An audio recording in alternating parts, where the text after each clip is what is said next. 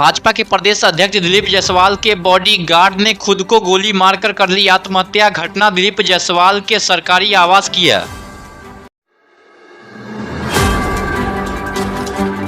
घटना की जानकारी मिलने के बाद मौके पर पहुंची पुलिस मामले की छानबीन में जुटी। एफएसएल की टीम भी मौके पर पहुंचकर जांच पड़ताल कर रही है।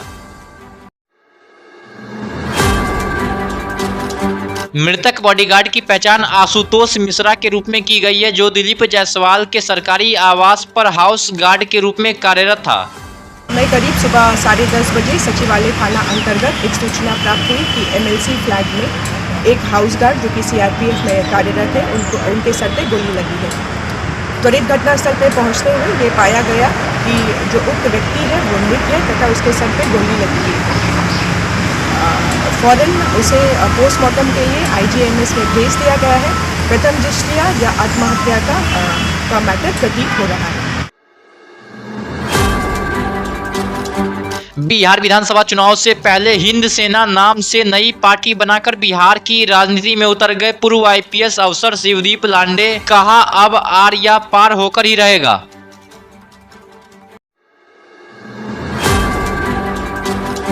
शिवदीप लांडे ने पार्टी की घोषणा करते हुए कहा कि अब आर या पार होकर ही रहेगा। राज्य के 243 विधानसभा सीटों पर नाम अलग हो सकता है, लेकिन हर सीट पर शिवदीप लांडे ही चुनाव लड़ेगा।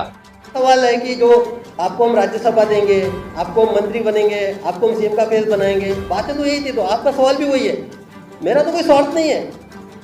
जो यहाँ पे हर कंस्टिट्यूंसी में चुनाव लड़ेगा वो शिवदीप वामनराव लांडे ही चुनाव लड़ेगा। वो मेरा प्रतिनिधि होगा, मेरे आइडियोलॉजी के साथ होगा।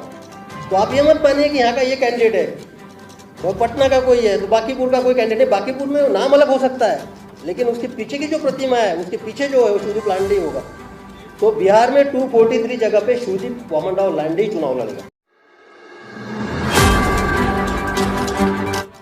आरजेडी नेता प्रतिपक्ष तेजस्वी यादव ने पार्टी कार्यालय में प्रेस वार्ता का किया आयोजन। वक्फ विधेयक बिल पर दे दिया बड़ा बयान।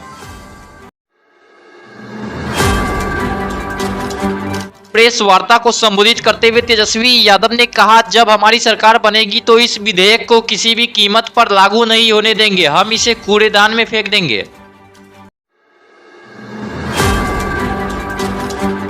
तेजस्वी यादव ने कहा, इस विधेयक के विरुद्ध सदन से लेकर सड़क तक हमारी लड़ाई जारी रहेगी। हम कोर्ट के शरण में भी है। इससे पहले हमने एनआरसी का भी विरोध किया था। आरक्षण की लड़ाई में भी राजद कोर्ट गया है।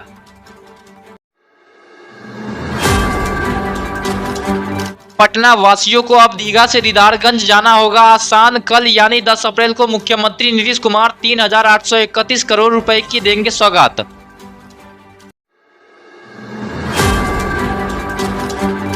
इससे पटना वासियों को जाम से मिलेगी बड़ी निजात। अब जेपी गंगा पथ पर चढ़कर पटना से दीदारगंज जा सकेंगे। पटना वासी गंगन घाट तक ही पहले जा पाते थे।